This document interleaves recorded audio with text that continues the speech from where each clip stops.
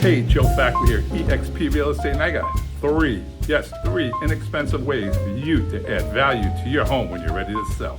The first thing is to get a fresh coat of paint on that front door. Studies show a fresh coat of paint on the front door will add approximately 5% to your home's value. Secondly, within reason, look to declutter your home. You want your home to have that bright and airy feel to it, and that is really difficult to achieve when your house feels cluttered. Third thing, new appliances. Buyers love a new stove, refrigerator, dishwasher, all appliances. A little bonus tip, get a home inspection done prior to listing your home. Reason being is you won't get the unexpected surprises when you find a buyer for your home. If you'd like to get an accurate, updated assessment of your home, by all means, fill out the survey below, reach out to us, and we'll be happy to take care of that and give you your free home evaluation.